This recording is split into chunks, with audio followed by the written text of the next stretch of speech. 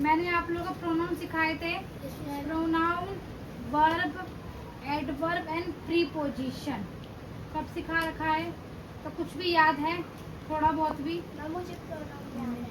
ठीक है। और हैं? बस कुछ भी याद नहीं है। लेकिन अब जो मैं दे रही हूँ दोबारा से, उसकी मैं हिंदी और इंग्लिश दोनों बताऊंगी।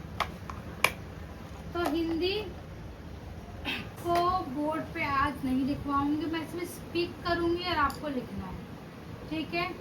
पहले नाउन लिखो। सुनो, अपना काम करो तुम। ये मैंने दीक्षा क्या परेशानी है? करो फिर। दीक्षा, फलों के नाम 5, सब्जियों के नाम 5, रंगों के नाम 5, शरीर के अंगों के नाम 5 करके दिखाओ। What is noun? संज्ञा किसे कहते हैं? द नेम, पर्सन, प्लेस और थिंग इज कॉल्ड नाउन। जिसकी स्पेलिंग ना है मुझसे पूछ लेना, बिना अपना दिमाग इस्तेमाल करे। गलत मत लिखना। PERSON, person. Place is called noun. हो गया? अब इसी की किसी व्यक्ति, वस्तु, स्थान के नाम को संज्ञा कहते हैं। मायरा फटाफट कर लो काम, मुझे और भी काम करवाना है तुम्हारे लिए, ठीक है? अब चलो, अब करो। हो गया? आवाज तेज? ठीक है। सेकंड लिखो, pronoun. A pronoun is a word that take the place of a noun or other is called pronoun। इसकी हिंदी होती है सर्वनाम वह शब्द है जो संज्ञा या किसी अन्य सर्वनाम के स्थान पर आता है, उसे हम सर्वनाम कहते हैं। एक बार से दोबारा मैं नहीं बोलूंगी, तो प्लीज बातों को सुनिए ध्यान से और फटाफट से लिखिए।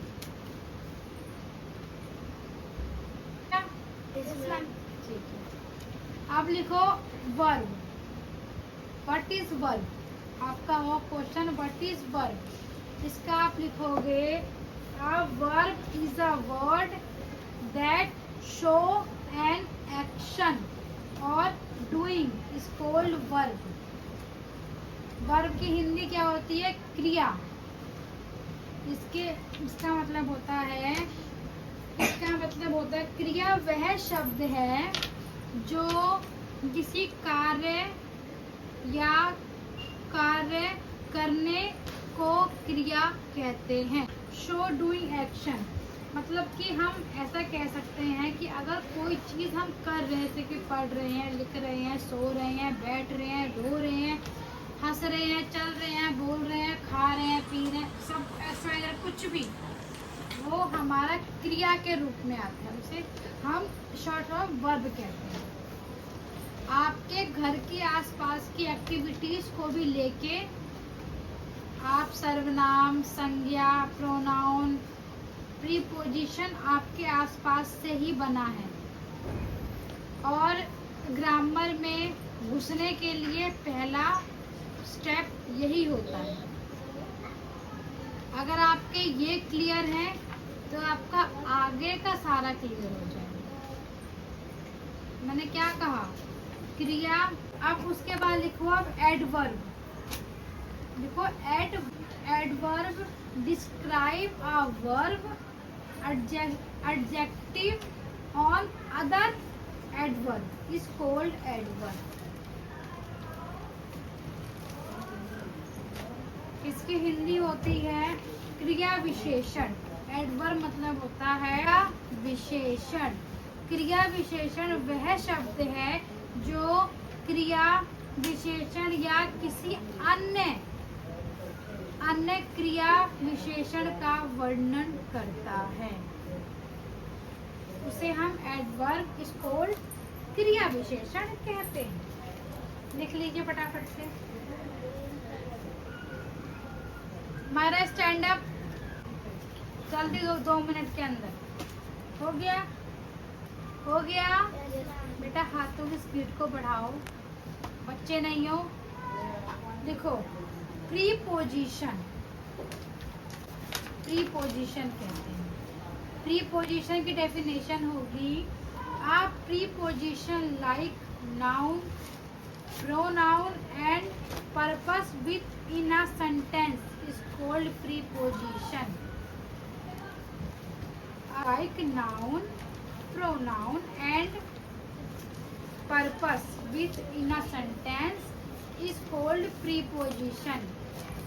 इसकी हिंदी होती है संबंध, संबंध बोधक ऐसा शब्द है जो संज्ञा, सर्वनाम या वाक्य के अन्य भागों को आपस में जोड़ता है, उनके बीच में संबंध बनाता है।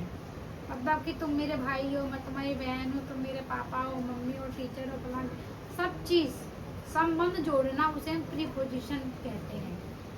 मैंने पहले ही पढ़ा रखा। इसके एग्जाम्पल आप लोगों को खुद से देने हैं। खुद से आपको कम से कम 5 एग्जाम्पल खुद से करने हैं, क्योंकि मैंने आपको पूरा हिंदी, इंग्लिश और इजी लैंग्वेज में समझा दिया है। आप खुद से भी कर सकते हैं। उसके बाद नहीं होता तो उसके लिए मैं बैठी हूँ, और खुद से आप कोशिश करिए उसके बाद, ठीक है।